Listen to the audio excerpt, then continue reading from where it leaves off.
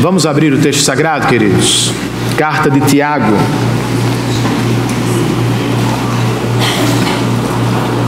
Capítulo de número 5. Nós vamos estudar hoje o último parágrafo do texto.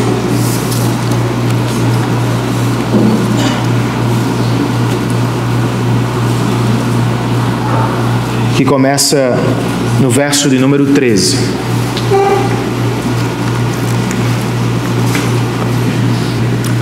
No início do ano, algumas crianças da nossa igreja, entre elas minhas filhas, foram ao acampamento Palavra da Vida.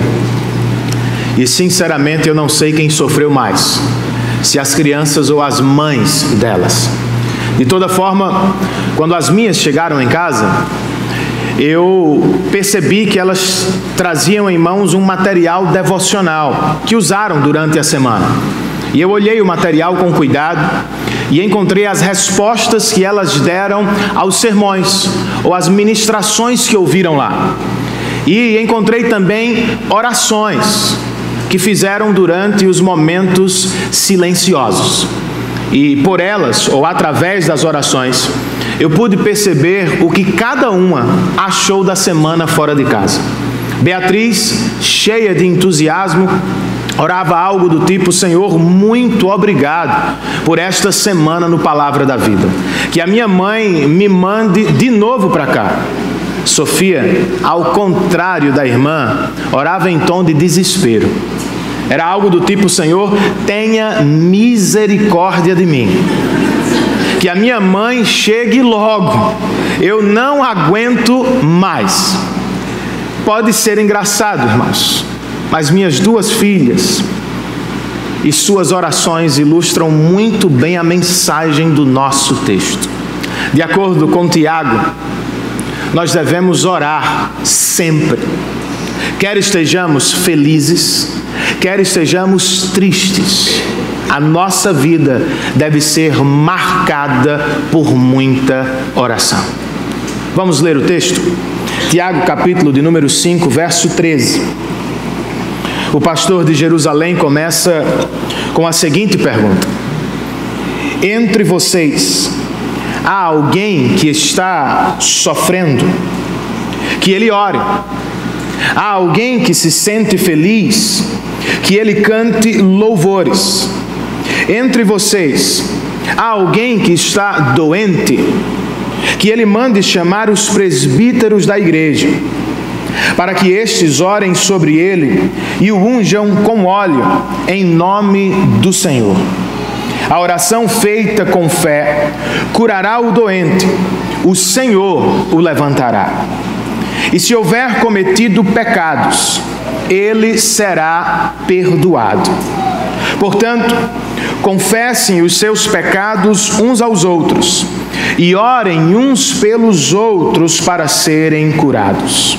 A oração de um justo é poderosa e eficaz. Elias era humano como nós. Ele orou fervorosamente para que não chovesse. E não choveu sobre a terra durante 3 anos e meio. Orou outra vez, e os céus enviaram chuva, e a terra produziu os seus frutos. Meus irmãos, se algum de vocês se desviar da verdade, e alguém o trouxer de volta, lembrem-se disso. Quem converte um pecador do erro do seu caminho, salvará a vida dessa pessoa e fará que muitíssimos pecados sejam perdoados. Vamos orar, irmãos? Pai, eu quero te dar graças por esta tarde, por tudo que nós já fizemos diante de ti, pelo que nós ouvimos acerca do projeto Zion, pelo que nós cantamos através dos louvores, pelo que deixamos diante de ti os nossos recursos. Aceita, ó Deus, o nosso culto, por causa e em nome de Jesus. Agora que nos aproximamos da última mensagem da carta de Tiago, nós te pedimos, nós te rogamos por assistência espiritual. Dá, Senhor, que a Tua palavra nos alcance onde estamos e como estamos. mas que ela nos transforme para a glória de Jesus Cristo. Eu te peço a Deus tudo isso, em nome e por amor de Jesus Cristo. Amém. Chegamos ao final da exposição da carta de Tiago. E curiosamente, irmãos, vamos terminar como começamos, com a oração. Ao levantar as cortinas desta preciosidade do Novo Testamento, Tiago nos convidou à oração. Há alguém entre vocês que precisa de sabedoria? Ele nos disse no capítulo 1. Peça a Deus, que de boa vontade dá a todos. Agora, ao descer as cortinas da carta, ou mais precisamente antes de fazê-lo, Tiago outra vez nos leva ao tema da oração. Aqui, porém, não tratará o tema de passagem ou de modo introdutório. Ele dará destaque à oração. Isso fica claro a partir da escolha que ele fez das palavras. Como usou o substantivo paciência semana passada, aqui ele usará o termo oração muitas e muitas vezes. Trata-se, portanto, de sua palavra-chave. Mas por quê? Por que terminar com o que já começou? E por que dar destaque à oração antes de fechar sua pequena epístola? Tiago sabe, como escreveu o missionário Hudson Taylor, no interior da China, que quando trabalhamos, nós trabalhamos. Mas quando oramos, irmãos, Deus trabalha por nós. Ele sabe que não está perto de sua igreja. Ele sabe que sua igreja agora está espalhada entre as nações. Mas também sabe que os cristãos, embora não tenham a oportunidade de estarem perto dele, os cristãos podem estar perto do Supremo Pastor, através da prática da oração. Mas qual deve ser o conteúdo das nossas orações? É claro que este texto não esgota o assunto, mas a partir dele, ou usando este texto, eu posso seguir as próprias sugestões de Tiago. Inicialmente, entre os versos 13 e 15, o pastor de Jerusalém nos sugere: orem por curas. Tiago, como mencionei semana passada, não é um pregador triunfalista. Não é adepto da teologia da prosperidade. Antes, ele é bem realista. Ele sabe que até o retorno de Cristo nós vamos sofrer muito. Contudo, eu preciso dizer que ele também é um pastor sensível. Ele não está alheio às situações de dificuldade que cercam os nossos irmãos do primeiro século. Ele sente o que eles sentem. E isto fica claro, irmãos, a partir das duas perguntas que abrem o nosso texto, no verso de número 13. Inicialmente ele indaga: entre vocês há alguém que está sofrendo? E logo depois ele pergunta: há alguém que se sente feliz? Estas são as experiências de todos os cristãos. Há dias melhores e há dias piores. Ora estamos felizes, ora estaremos tristes. Ou seja, a vida cristã pode ser dura e certamente vai oscilar. Tiago sabe disso. Ele sabe que a vida cristã é marcada por altos e baixos e por oscilação.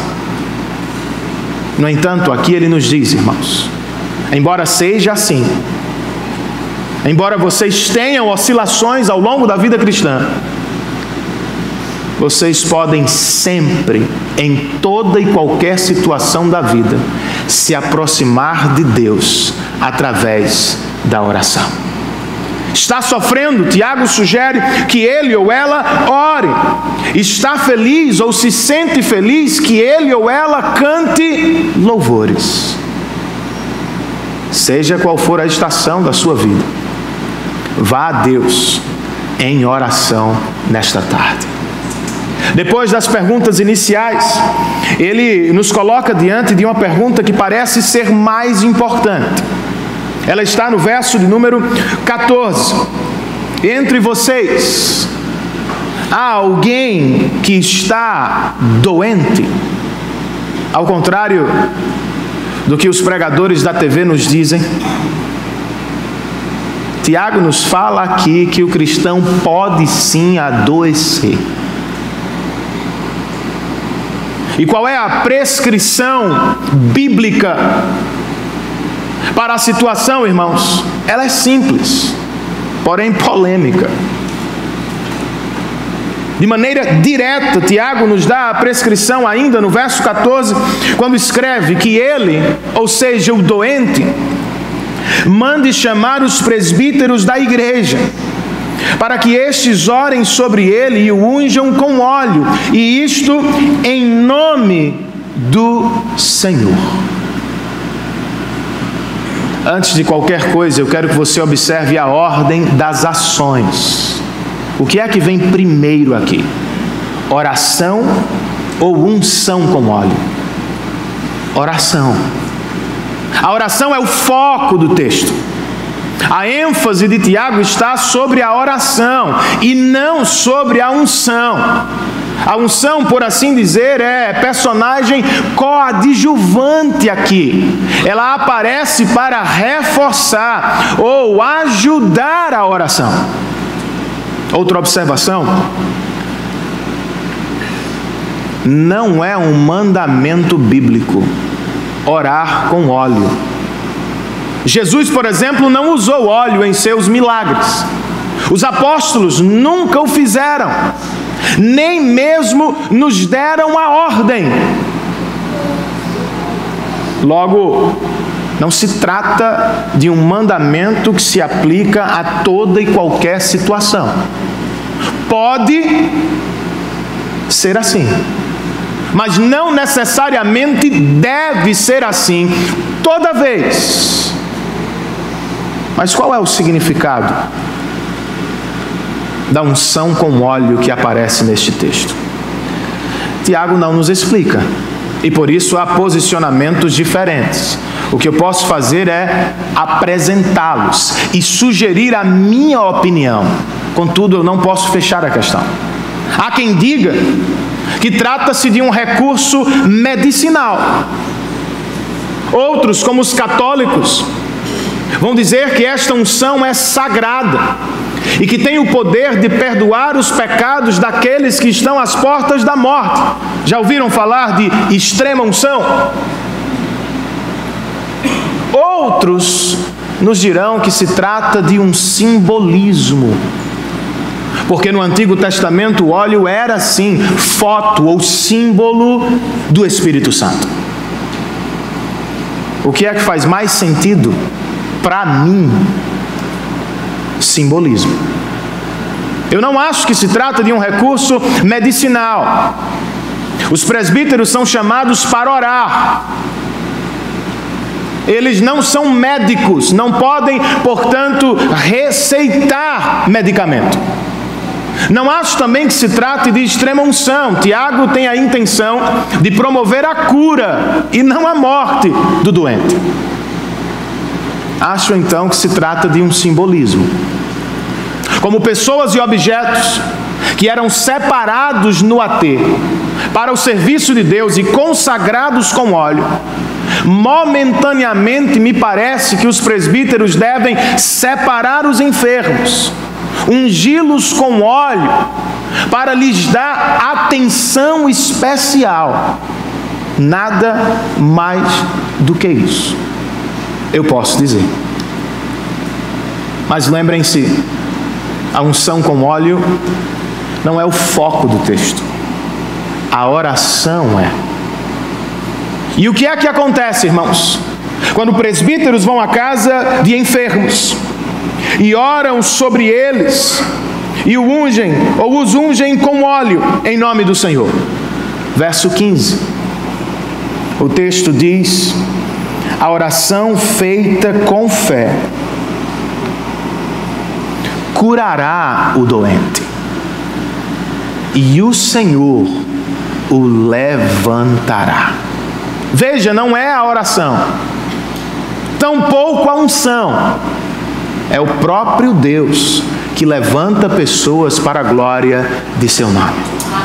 Mas como eu gostaria que Tiago tivesse colocado aqui um talvez, porque dessa maneira me parece uma promessa absoluta. Não parece a você?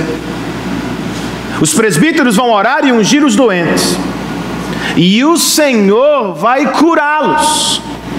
O Senhor vai levantá-los. E quando isso não acontece, irmãos? E quando nós não somos curados? E quando os nossos parentes não são curados? Os pregadores da prosperidade usam muito óleo. Mas quando as curas não funcionam, eles não colocam a culpa no óleo. Eles acusam os fiéis. Falta de fé, falta de sacrifício financeiro, falta de coragem disso ou daquilo. Será que é assim que devemos tratar o apóstolo Paulo?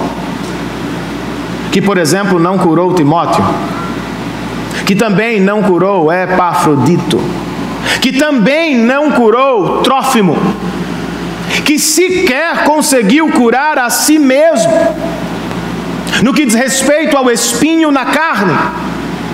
Será que ele não tinha fé? Claro que não. A questão é resolvida através das expressões que Tiago usa aqui: em nome do Senhor e oração com fé. Não se trata de mágica, trata-se de oração. Não estamos falando de manipulação da divindade.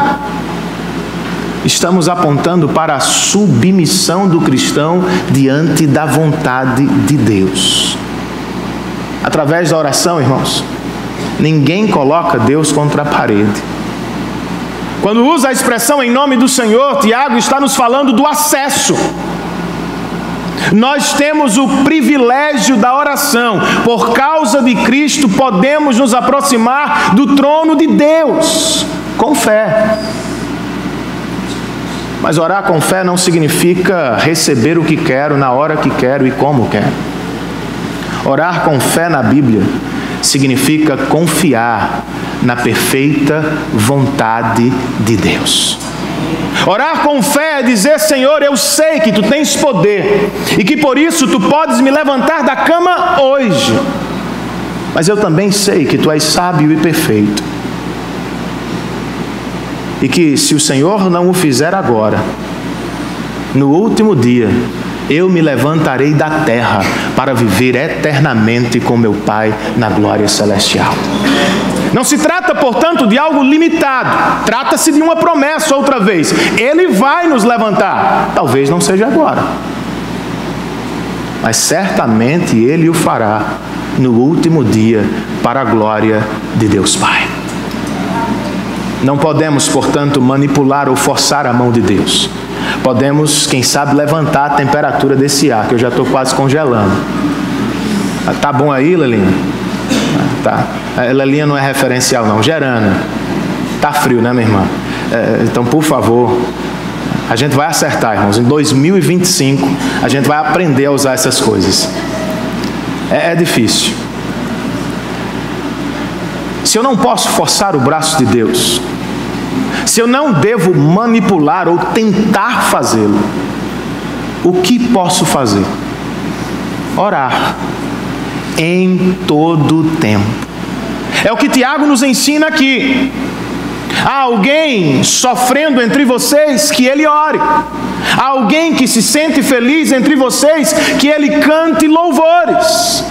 Seja qual for a situação, devemos orar. Mas é assim que por vezes, ou que sempre, agimos. Em tempos de dificuldade e sofrimento, por vezes o que fazemos é reclamar, irmãos. Murmurar. Tiago está dizendo não. Corram para a presença de Deus. Não fitem os olhos nos problemas. Usem os problemas como avenidas para a presença de Deus. Eu conversei com um jovem sexta-feira passada sobre diversos assuntos, dentre eles o sofrimento. E em dado momento eu perguntei: o que é que você faz quando está triste? Ele me respondeu: pastor, eu oro. Não é isso que Tiago está dizendo, irmãos? Você não precisa correr para a bebida. Você não precisa se entregar à depressão. Você não pode correr primeiro para os medicamentos. Você nem precisa correr para amigos ou familiares imediatamente. Quando as coisas dão errado por aqui, ou ficam muito pesadas, nós podemos e devemos correr para a presença do nosso Deus. Ele estará nos esperando. Há alguém feliz entre vocês, que ele cante louvores. É o que fazemos? É o que deveríamos fazer. Comumente, nos afastamos de Deus em tempos de prosperidade. Já perceberam isso? Nos encantamos com os presentes. Gostamos demais das dádivas. E nos reunimos em torno delas. O que Tiago está dizendo é: santifiquem as vitórias e conquistas de vocês. Não se prostrem diante delas. Prostrem-se diante do doador de todas elas. Você passou num concurso? Seu filho tirou nota máxima na escola? Reúna a família. Faça uma festa. Não para celebrar pessoas, mas para celebrar a graça do nosso Deus. Conseguiu a casa própria. As coisas começaram a dar certo de novo. Reúna os irmãos e faça um culto de ação de graças. Não sejamos orgulhosos, soberbos. Não pensemos que o que temos é fruto do nosso esforço apenas. Nem sejamos enganados pelas dádivas. Nenhuma delas pode ser melhor do que o próprio Deus. Posso ouvir um amém, gente? Em segundo lugar, entre os versos 15 e 18, o pastor Tiago nos sugere: orem por perdão. Obrigado, Rodrigo. Você sempre chega. Um pouco depois, mas sempre chega. Mas vai dar certo. Tiago ainda está falando de cura, irmãos, ao final do verso 15. Mas ele acrescenta algo aqui que me parece muito estranho. Na verdade, é estranho ao homem moderno. Você pode acompanhar a leitura comigo? Parte B do verso 15, Tiago escreve: e se houver cometido pecados, ele será perdoado. Por que é que eu digo que isso é estranho, irmãos? Porque o autor bíblico está ligando doença a pecado. Para os judeus dos dias de Jesus, qualquer doença era espiritual. Eu não acho que isso é bíblico. Jó, por exemplo, não havia pecado, e ainda assim adoeceu por permissão de Deus. Não é fruto de seus pecados. Os homens modernos, no outro polo, vão desconsiderar qualquer possibilidade de ligação. Trata-se, na verdade, de algo antiquado, inapropriado para a nossa era. Entretanto, está aqui o pastor de Jerusalém dizendo: é possível. É possível. Muitos anos antes dele, no Salmo 32, Davi confessou: enquanto escondia os meus pecados, o meu corpo adoeceu. Alguns anos depois de Tiago, escrevendo aos Coríntios e falando sobre a ceia, Paulo diz que é por causa disso, pecados, que alguns entre vocês dormem e estão doentes. Pecado, biblicamente falando, adoece pessoas. Qual é a prescrição do pastor de Jerusalém, irmãos? Verso 16, outra vez é simples, mas é bem difícil de se praticar. Portanto, confessem os seus pecados uns aos outros e orem uns pelos outros para serem curados. Duas disciplinas espirituais: confissão e oração. Confessar é algo difícil, constrangedor, contudo extremamente necessário. Resulta em cura, diz Tiago. Um comentarista escreve o seguinte: pecados não confessados levantam barreiras entre cristãos e Deus e constroem obstáculos entre homens e mulheres. De acordo com Tiago, para derrubar as barreiras, é necessário confissão de pecados. Mais do que isso, ele diz, devemos orar uns pelos outros. Com que propósito?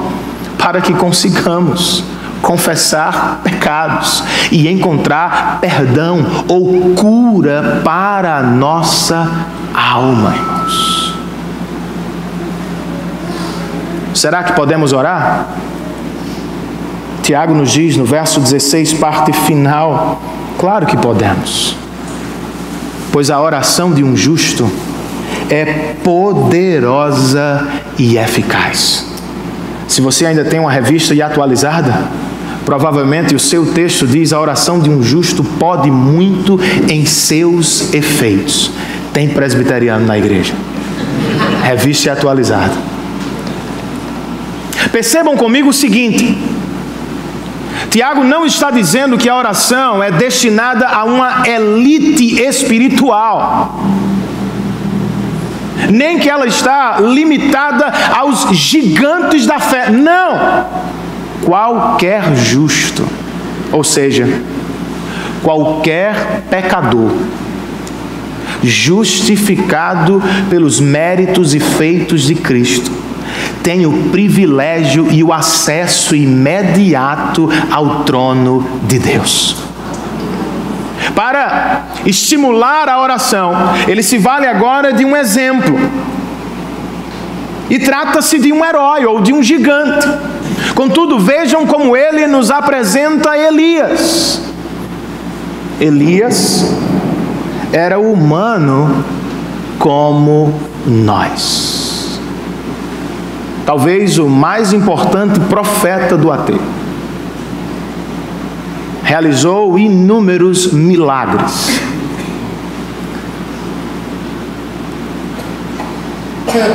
Mas de acordo com Tiago, ele também teve medo. Ele também fugiu do perigo. Ele também se sentiu sozinho. Elias também entrou em depressão. E também pediu para morrer. Ele não é o super-homem que os judeus pintaram. Ele é um homem fraco, igual a você e a mim, mas que foi justificado por Deus, e só por isso ele pode orar e realizar grandes milagres. O texto nos diz que este homem, igual a você, orou fervorosamente para que não chovesse. E não choveu sobre a terra durante 3 anos e meio. Ele orou outra vez, e os céus enviaram chuva, e a terra produziu os seus frutos. Isto é, talvez não sejamos tão grandes aos olhos dos homens, mas aos olhos de Deus nós somos iguais a Elias.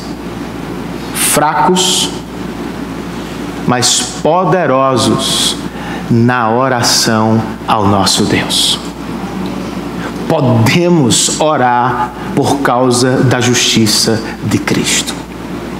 Se podemos, por que não o fazemos mais, irmãos? E qual é o tipo de oração que Tiago destaca aqui e chama de poderosa e eficaz? Elias não apenas orou, Tiago diz que ele orou fervorosamente. Isso não quer dizer que ele era pentecostal, tá? Mas foi assim que Jacó orou antes dele. Moisés nos disse que Jacó se jogou aos pés do Senhor e disse: eu não te deixarei ir, até que eu tenha a tua bênção. Foi assim que Ana orou depois de Jacó, por um filho. Ela, sem falar uma palavra, de acordo com o profeta Samuel, mexia os lábios fervorosamente. E isso foi tão estranho que o sacerdote Eli pensou que ela estivesse embriagada, mas não estava. Ela estava orando ao Senhor de maneira apaixonada. O que é que eu quero com isso, irmãos? Nós podemos fabricar uma oração fervorosa? É só levantar o tom da voz? Será que eu estou dizendo que a oração fervorosa é meritória? Ou tem o poder de manipular Deus ou de levar Deus ao que queremos que Ele faça? Não. Mas por causa da justificação, nós temos o privilégio, irmãos, e o direito de entrar na sala do trono de Deus. Por fervorosamente, eu quero: se apropriem desta dádiva. Entrem continuamente, como diz Hebreus, diante da presença de Deus, certos de que vocês foram recebidos em Cristo e jamais serão expulsos. Entrem ou se aproximem dele com confiança e ousadia, sabendo que vocês serão ouvidos e atendidos segundo a vontade dele, por causa de Cristo Jesus. Temos este privilégio. E por vezes pouco o usamos para a alegria espiritual do nosso coração. Eu sou interrompido por minhas filhas muitas vezes ao longo da semana enquanto trabalho. Boa parte do meu trabalho é feito em casa. E eu resolvi não estudar em um quarto sozinho. Eu estudo na sala com elas o tempo inteiro. E eu não me sinto incomodado. Sofia se joga sobre os meus braços, fez isso ontem. Ela me para, senta no meu colo, começa a escrever no sermão. Às vezes eu tenho que corrigir, claro, mas ela está sempre ali. Beatriz estuda à minha frente.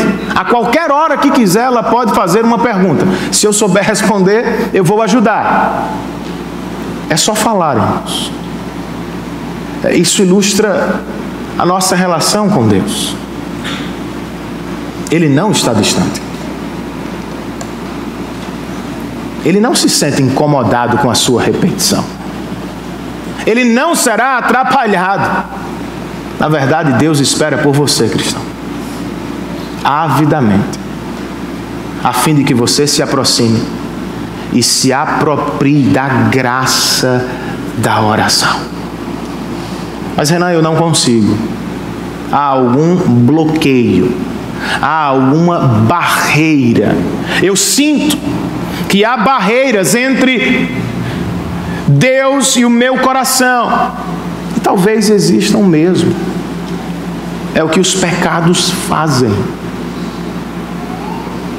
O nosso status não muda, irmãos. Nós somos salvos por causa da obra de Cristo, mas a sensação da salvação muda. Ora eu estou mais perto, ora eu estou mais longe. Ora eu me sinto mais espiritual, ora eu me sinto menos, e isto tem a ver com os meus pecados. O caminho da cura deste relacionamento é o perdão. E o perdão começa com a confissão de pecados. Dietrich Bonhoeffer, um pastor alemão no auge da Segunda Guerra Mundial, escreveu: a confissão traz uma humilhação agradável. Confessar é difícil. É ser confrontado ou relembrado da nossa real condição. É mostrar outra vez o que somos às pessoas. Nos humilha. Mas confessar, irmãos, é agradável ao cristão, porque também nos lembra acerca do Evangelho. Não temos amizade com Deus porque somos perfeitos. Temos amizade com Ele por causa de Cristo Jesus. Desta forma, os pecados dos cristãos não podem definitivamente afastá-los de Deus. Eles podem nos dar a sensação do isolamento. Contudo, eu que sou cristão e que entendo o Evangelho, em vez de correr para longe dele, eu corro para perto dele, humilhado outra vez. Outra vez eu pequei contra ti, Senhor, mas feliz, porque pela graça eu sou salvo para a glória de Deus. Por fim, irmãos, Tiago fecha sua pequena carta nos pedindo, entre os versos 19 e 20, orem por restauração. Na verdade, os cristãos devem fazer mais do que orar. Eles devem cuidar uns dos outros.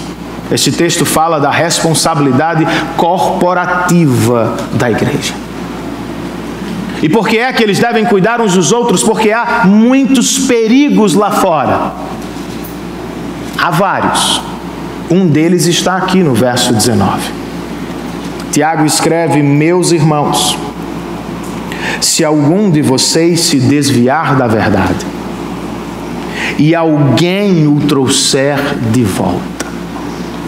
Por um lado, irmãos, Tiago está nos dizendo que o perigo do se desviar do Evangelho é real. Cristãos o fizeram no passado, cristãos vão fazê-lo no futuro. E não são aqueles cristãos, os mais fracos, os mais imaturos, não.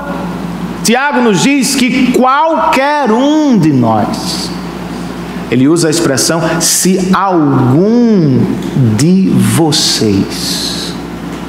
Trata-se de algo real. O que é que os cristãos devem fazer? Assistir os que se desviam, falar deles, julgá-los, difamá-los? Não. De acordo com Tiago, os cristãos saudáveis devem trazê-los de volta através do ministério da restauração. É o que Paulo disse aos Gálatas no capítulo 6. Se vocês que se julgam espirituais encontrarem um cristão caído em pecado, parem para restaurá-lo. É o que Tiago está dizendo aqui, irmãos. E por que devemos nos envolver ativamente com este ministério? ele nos motiva ao ministério da restauração, quando escreve no verso 20: lembrem-se disso. Quem converte um pecador do erro do seu caminho, salvará a vida dessa pessoa e fará que muitíssimos pecados sejam perdoados. De verdade, irmãos, nós não podemos perdoar os pecados dos outros, nem temos o poder de converter seus corações. Tampouco podemos salvar suas almas. Tratam-se de prerrogativas de Deus. É obra dele isso. Contudo, Tiago nos diz aqui, embora não sejamos agentes principais deste ministério, precisamos ser cooperadores ativos. É o que ele está fazendo ao escrever esta carta. Ele não é Deus, mas sob a inspiração de Deus, ele escreve esta carta para fortalecer e cuidar da igreja. A propósito, por que é que você precisa de igreja?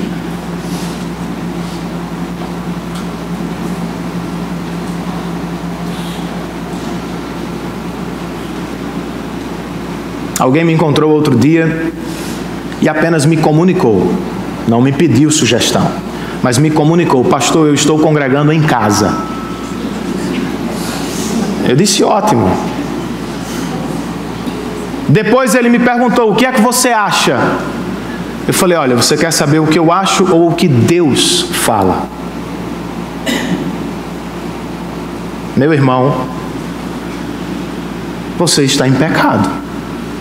Que é isso, pastor? Eu falei: está. Assim como não guardar o dia do Senhor é pecado. É expressamente proibido nas Escrituras. Mas será que é porque Deus quer o nosso mal, irmãos? Não, eu vou prender esse povo tudinho aqui na igreja para eles não fazerem.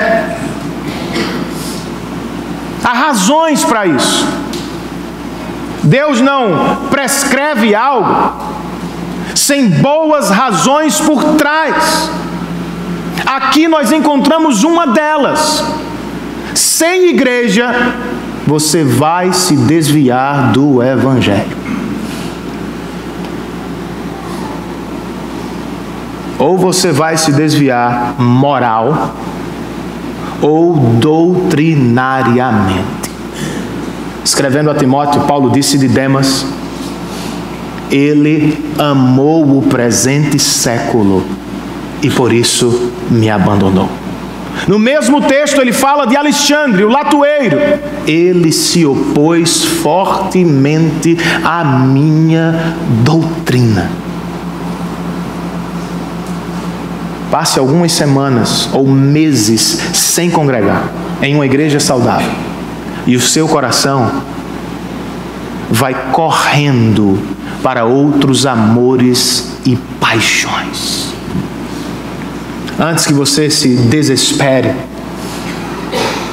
me permita dizer que se somos salvos por Cristo Jesus, estamos seguros para todo o sempre. Trata-se de uma doutrina bíblica chamada perseverança dos santos, ou segurança eterna da salvação. Se estamos em Cristo, jamais estaremos para além da graça dele. Sempre haverá a possibilidade de restauração. Agora, como é que ele nos guarda, irmãos? Até lá. Como é que ele nos protege? Igreja.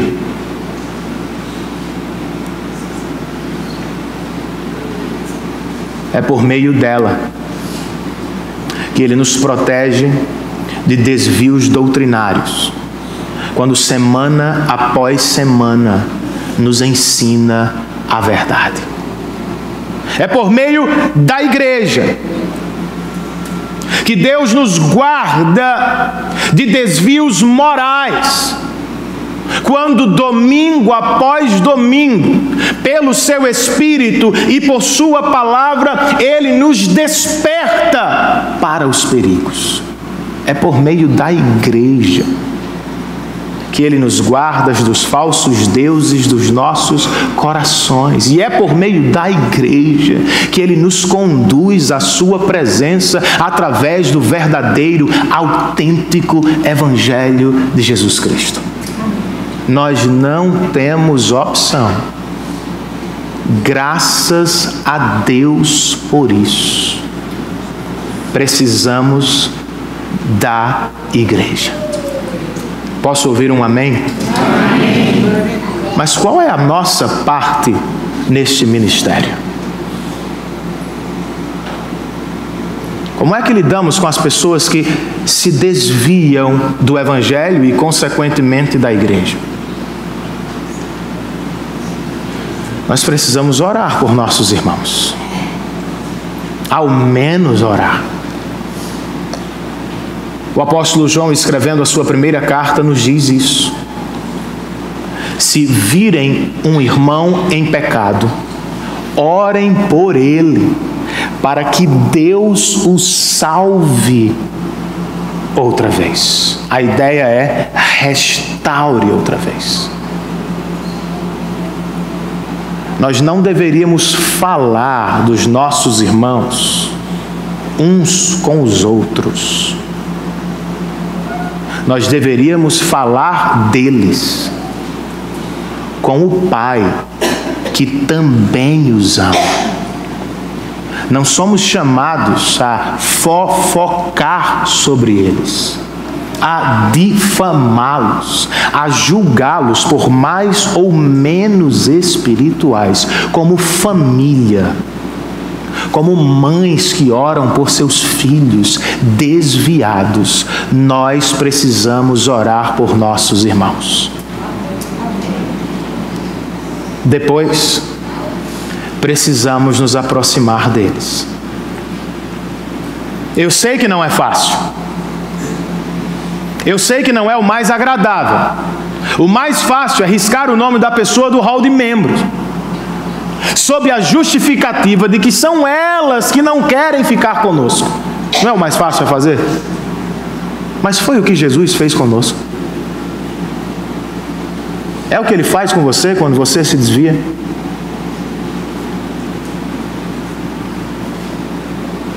Para salvar você, Deus se fez homem. O que significa dizer que Ele se aproximou. Mais do que isso, Ele não foi à praia beber água de coco para salvar você de uma eternidade de sofrimento e morte. Ele morreu na cruz do Calvário. Não foi agradável, irmãos. Não foi empolgante. Ele não estava ali ardendo de paixões por nós. Éramos inimigos dele. Mas Ele o fez, porque antes da fundação do mundo, já éramos, por eleição, família eterna de Deus.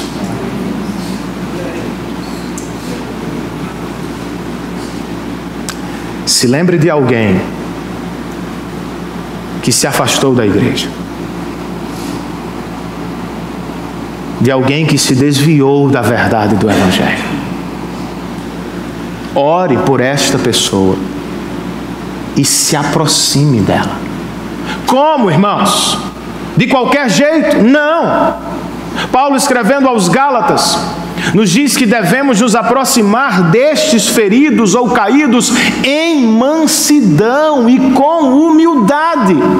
Por mansidão, Paulo está dizendo: tenham tato, cuidado, as pessoas estão feridas. E por humildade, Paulo está dizendo: se lembrem que vocês são iguais. Portanto, cuide cada um para não cair no pecado, diz Paulo. Não é no pecado da pessoa que está caída, é no pecado da soberba e da superioridade. Eu sou santo, ele é pecador. Eu sou maior, ele é menor. Eu sou melhor, ela é pior. Coisa nenhuma, irmãos. Somos todos pecadores, carentes da graça de Deus. E o que é que a gente diz para pessoas que se desviam do Evangelho? Para pessoas que se afastam da verdade? Que tal repregar o Evangelho? As pessoas desviadas precisam ouvir o Evangelho de novo. Eu não preciso falar sobre os pecados que elas cometeram, elas sabem disso. Eu preciso lhes falar outra vez sobre o que Cristo fez por elas na cruz do Calvário. Porque momentaneamente, irmãos, desviados se esquecem do Evangelho. Se sentem impuros, indignos, se afastam, porque não acreditam momentaneamente na obra de Cristo, se enxergam como inferiores. Eu sei que elas são pecadoras, eu também sou.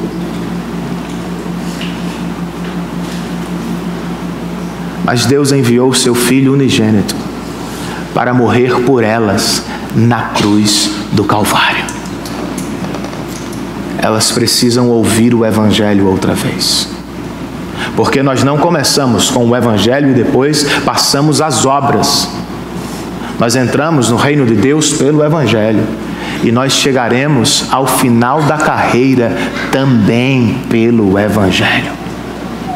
Não estou dizendo com isso que a obediência não é importante, ou que a santidade não tem significado. Tem sim, não salvífico. Eu serei santo, porque Ele é santo. Eu vou obedecê-lo, porque Ele me salvou na cruz do Calvário, não para conquistá-lo, mas porque fui conquistado por Ele, pela graça e para a glória de seu nome. Cristãos e não cristãos, entre aspas, igrejados e desigrejados, todos precisam do Evangelho. E eu espero que ele esteja chegando ao seu coração. Eu não sei se, como Beatriz, você está fazendo orações de ação de graças. Ou se, como Sofia, você está fazendo orações de lamento.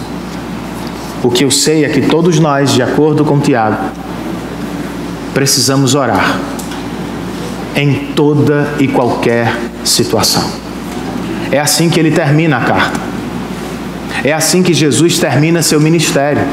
Antes de ser preso, João registra no capítulo 17 de sua narrativa que o Senhor orou por nós. E durante a oração ele disse: Pai, eu não quero que o Senhor os tire do mundo. Eu quero que o Senhor os guarde do maligno.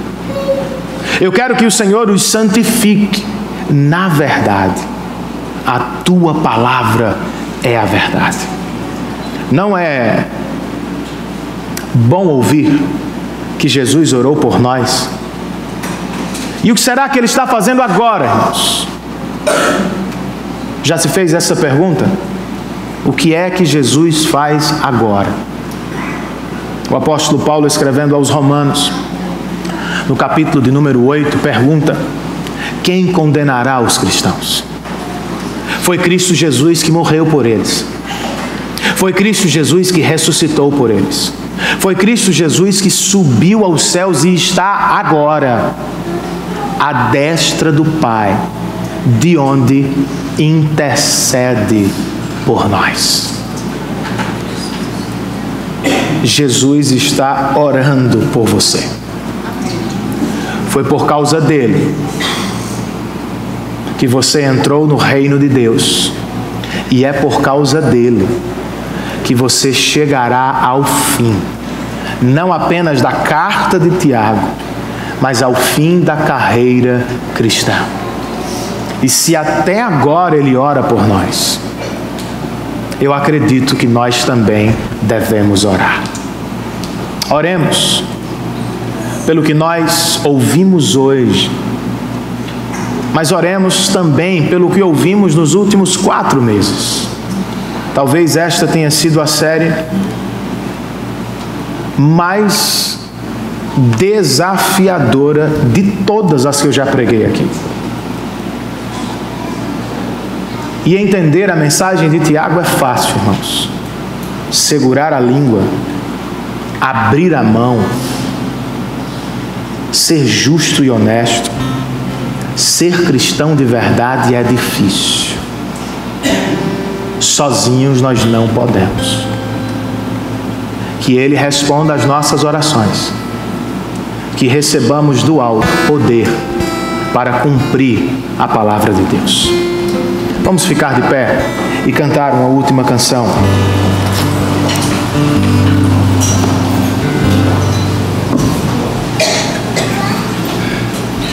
É bem melhor pra mim ter o Senhor, é bem melhor pra mim preferir os seus pés, é bem melhor pra mim ver seus pregos do que tudo que existe de mais belo.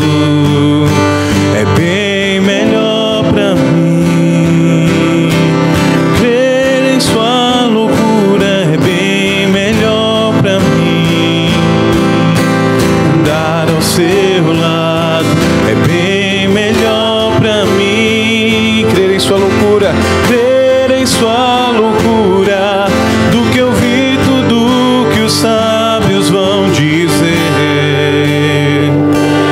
Mesmo que o mundo venha me dizer que eu sou o mais terrível louco que já existiu,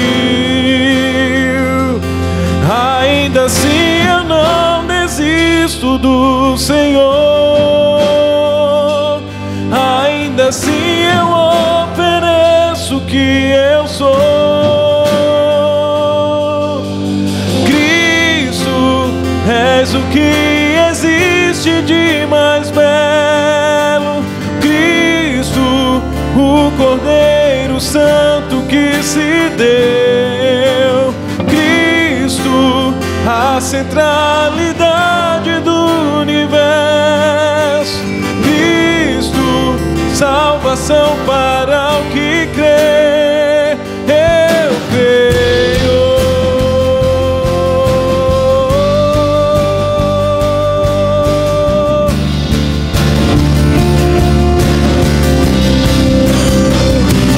Eu creio em Ti, Jesus.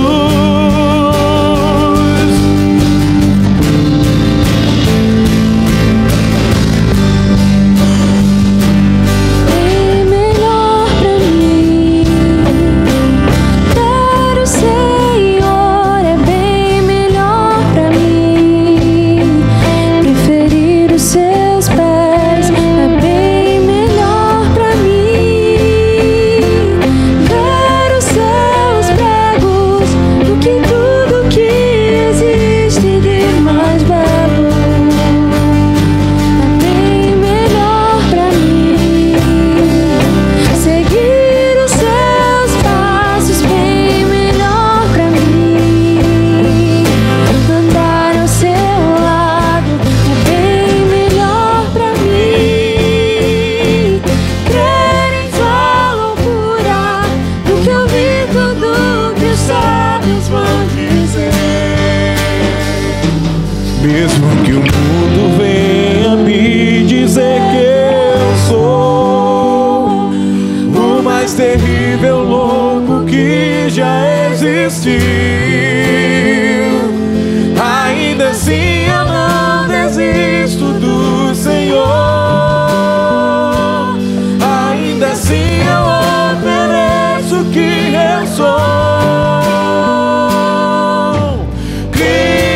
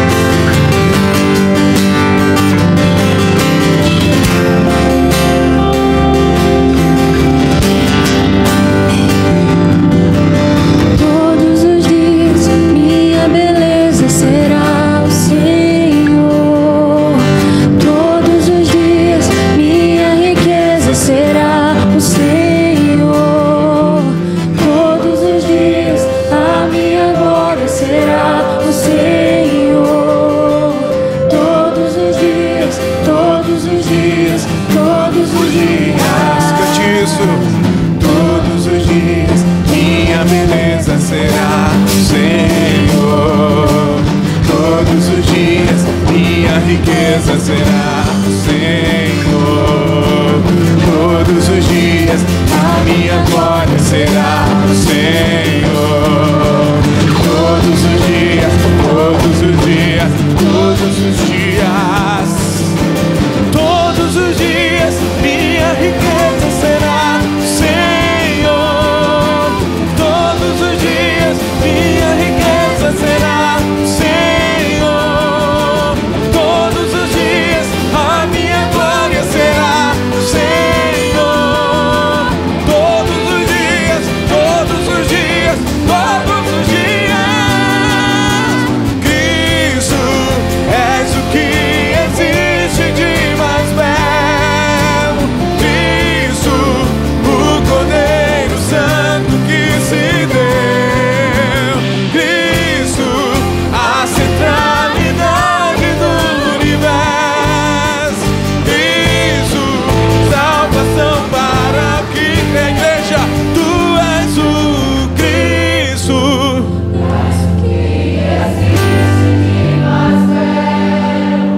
Cristo, o Cordeiro Santo que se deu. Cristo, a centralidade do universo. Cristo, salvação para o que crê.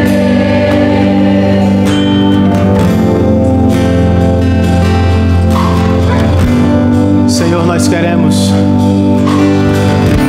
nos apropriar desta dádiva caríssima, riquíssima que é a oração. Ela não é sem valor. Não se trata de algo que posso fazer de qualquer maneira. Não é todo ser humano que pode orar.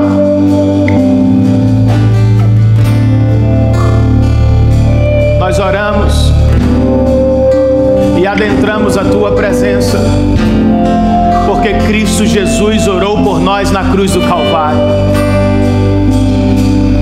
Por causa dEle, no nome dEle, pelos méritos de Cristo e pelas obras dEle, nós podemos adentrar os portões celestiais certos de que fomos recebidos e jamais seremos rejeitados.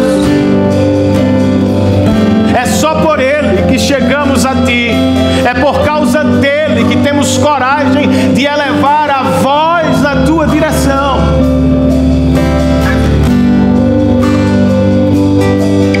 Queremos orar, Senhor, por curas físicas, emocionais e espirituais. Que o Senhor levante entre nós os que estão caídos e que o Senhor cure pessoas nesta tarde. Não porque eu tenho o dom da cura, não porque um presbítero tem o dom da cura, não, mas porque nós cremos no Deus da cura. Oh Senhor, promova a cura do relacionamento. Os pecados nos dão a sensação do isolamento. Há pessoas frias na fé, há pessoas desinteressadas com a Tua palavra, há cristãos que não sentem vontade de orar, estão doentes espiritualmente. Desperte-os nesta tarde, pela pregação do Teu Evangelho e pela obra do Teu Espírito Santo. Levante-os em Tua presença, Senhor. Restaure os caídos e nos dê amor por eles. Usa-nos ao longo da semana, Senhor, para orar por aqueles que se desviaram, para, quem sabe, visitar alguém que está distante, que levemos o bom e poderoso Evangelho aos corações. Ajuda-nos a viver esta carta poderosa. sejamos uma igreja real, sim, cheia de oscilação, mas de muita oração e dependência do Senhor. É o que nós te pedimos, em nome de Jesus e para a glória dele. Amém. Que o amor de Deus, nosso Pai, a graça do nosso Senhor e Salvador Jesus Cristo, a comunhão, o poder, a presença e o cuidado do Santo Espírito de Deus estejam sobre todos nós. E todos nós dizemos em uma só voz: amém. Que Deus nos abençoe, queridos, em Cristo Jesus. Tenhamos uma semana sob a influência da palavra de Deus.